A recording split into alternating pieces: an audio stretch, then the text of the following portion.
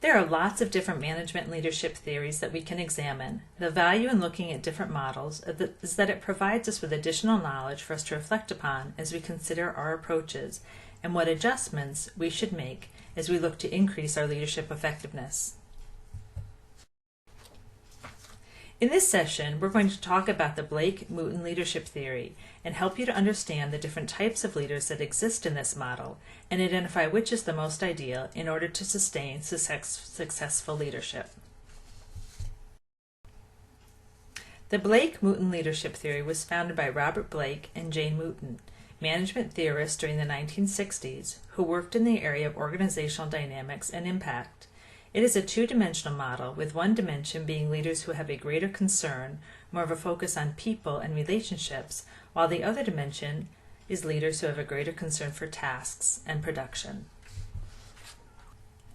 The model is concern for people on the vertical axis and the concern for task on the horizontal axis.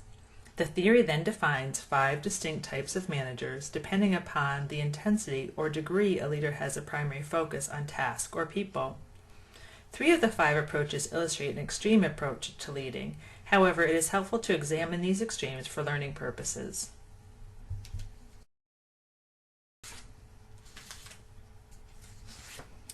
High on the vertical people axis and low on the horizontal task axis is the country club manager. This style of leader is most concerned with the needs and feelings of members of his or her team. They focus heavily on relationships and work to create an atmosphere that is supportive with a high degree of interaction. These leaders operate under the assumption that as long as team members are happy and secure, then they will work hard. What tends to result, though, is a work environment that is very relaxed and fun, but where production suffers due to a lack of direction and accountability. To the other extreme is the task manager, high in their concern for task, while low in their concern for people and relationships. A task-oriented leader is most concerned with production. They tend to be directive and autocratic in his or her approach, have strict work rules, policies, procedures, focusing heavily on schedules, providing little opportunity for people to contribute to their work. The result of a task-oriented manager is that employees do just what they are told, tending to limit creativity and engagement, and often has a high turnover rate. A somewhat surprising leadership approach displayed in this model is the impoverished or laissez-faire manager. The impoverished management approach is low on both concern for people and for tasks.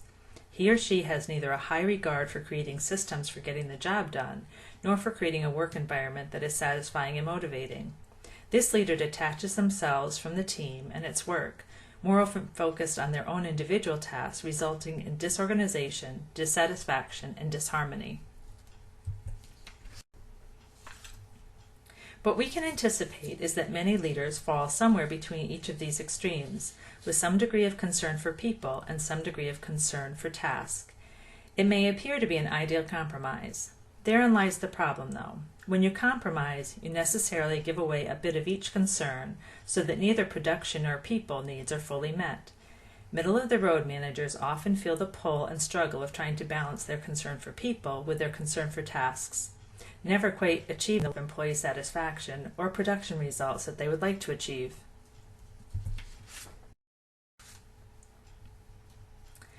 This leads us to what the model suggests is the ideal: a high level of concern for people and a high level of concern for task, defined as the team leader. The premise here is that the employees are part of a well-functioning team. We need to build relationships with and between employees, involve them in understanding their organizational purpose, have them participate in determining production needs, and contribute to how work will get done. The model suggests that when employees are committed to and have a stake in their organization's success, their needs and production needs coincide. This team environment has a high degree of trust and respect, with a leader who serves as a positive role model. High satisfaction and motivation result in high production. An important takeaway from this model is that most of us have a natural tendency to lean towards one axis or the other. Some of us may have more of a concern for people and relationships, while others have a greater concern for task and production. So pause and reflect for a few moments. Where do you think your natural approach falls? Do you tend to lean more towards the people axis or the task axis? Do you find this correlates to your DISC style? What impacts do you think your natural approach is having? What are you noticing? I trust that you found this mini lecture helpful and answered some of your questions.